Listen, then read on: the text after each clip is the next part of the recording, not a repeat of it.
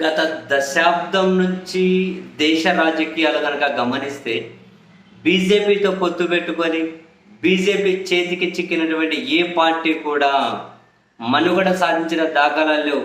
అది కనుమరుగవడము, లేకపోతే రెండుగా నెట్టండిలుగా చీలిపోవడము ఏదో ఒకటి జరుగుతూ వస్తూ ఉంది.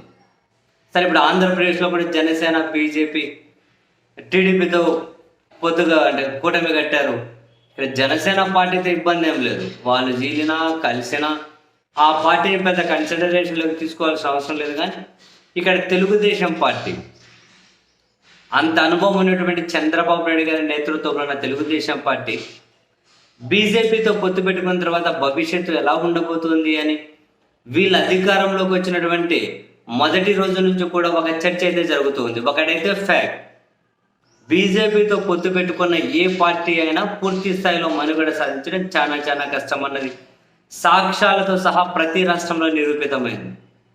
ప్రస్తుతం ఆంధ్రప్రదేశ్లో కొన్ని రాజకీయ పరిణామాలు గమనించిన చంద్రబాబు నాయుడు గారు కూడా బీజేపీ చేతికి చిక్కి రోజు రోజుకు బలహీనమయ్యే పరిస్థితి వస్తుందా అంటే ప్రతి సంకేతము కూడా అవుననే కనిపిస్తూ ఉంది. లేకపోతే ఏంటి, బీజేపీకి ఆంధ్రప్రదేశ్లో ఉన్న ఎమ్మెల్యే స్థాయి ఎన్ని గెలిచారు? 8 ఎన్నో గెలిచారు, అంతే కదా.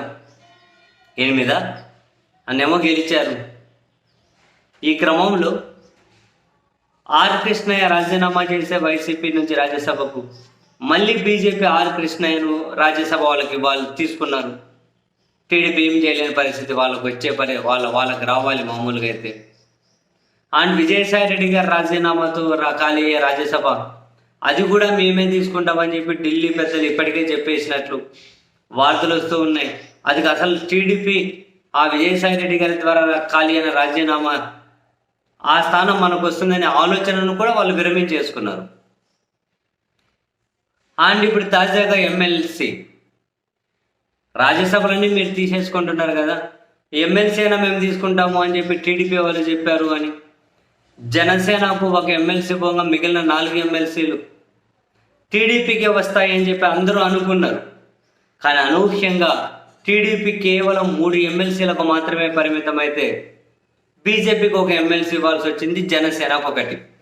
అయితే మనం జనసేన నాగబాబు గారిని ఎమ్మెల్సీ అభ్యర్థిగా ప్రకటించినప్పుడే అనుమానపడాల్సింది. ఎందుకని, అరే ఇంకా అందరూ కూటమి టీడీపీ మిగిలిన అభ్యర్థులను ప్రకటించకముందే జనసేన ప్రకటించేసింది, ప్లస్ నామినేషన్ కూడా వేయించింది. ఎందుకని అని ఇప్పుడు ఆలోచిస్తే అర్థమవుతుంది, బీజేపీ వైపు నుంచి టీడీపీ మీద ఒక ప్రెజర్ వస్తుంది కాబట్టి మాకు 1 కావాలి అని. అరే ఒకవేళ బీజేపీకి 1 ఇస్తే మనకెక్కడ బొక్క పెడతారో, మనకి ఇవ్వరేమో అని చెప్పి జనసేన అధ్యక్షుడు భావించినట్టున్నారు. అందుకే వాళ్ళ అన్నను అభ్యర్థిగా ప్రకటించడమే కాదు, నామినేషన్ కూడా వేయించేశారు.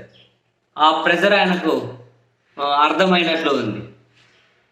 చూడండి, టీడీపీ జనసేన బీజేపీ కలిపి వాళ్ళకున్న 29 స్థానాలలో 2 ఎమ్మెల్సీలు, ఇప్పటికే రాజ్యసభ, ఇక్కడ సీనియర్ నాయకులను కూడా కాదని, పార్టీ కోసం త్యాగం చేసిన వాళ్ళను కాదని, అంటే బీజేపీ ప్రతి నిర్ణయానికి టీడీపీ తలూపే పరిస్థితి.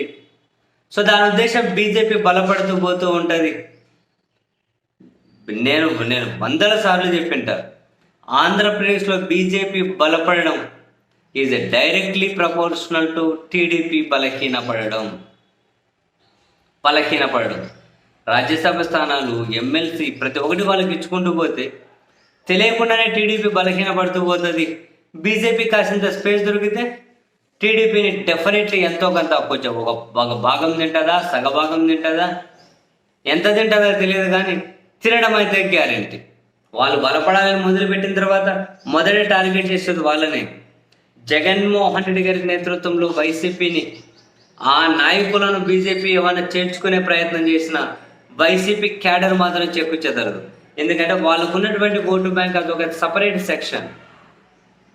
ఏ నాయకుడు వెళ్ళినా వాళ్ళు జగన్మోహన్ రెడ్డి గారితో ఉంటారు ఇప్పుడు ఉన్నటువంటి ఓటు బ్యాంక్. సో వైసీపీకి వచ్చిన ఇబ్బంది ఏమీ ఉండదు. బీజేపీ బలపడుతూ అటు జనసేనను బలపెడుతూ అల్టిమేట్గా టీడీపీ కిందకే నీళ్లు తీసుకొని వస్తున్నారు. చంద్రబాబు నాయుడు గారు కూడా రోజుకు బలహీనపడే నిర్ణయాలు తీసుకుంటూ ఉన్నారు. రాజ్యసభ, ఎమ్మెల్సీ వచ్చే పదవులన్నీ వాళ్ళకి ఇచ్చుకుంటూ పోతే మరి టీడీపీ కోసం పనిచేసిన వాళ్ళ పరిస్థితి ఏంటి? ఎందుకో తెలియదు, కానీ ఏ కారణం చేతో తెలియదు కానీ ఢిల్లీ బీజేపీకి అయితే చంద్రబాబు గారు గట్టిగానే చిక్కారు.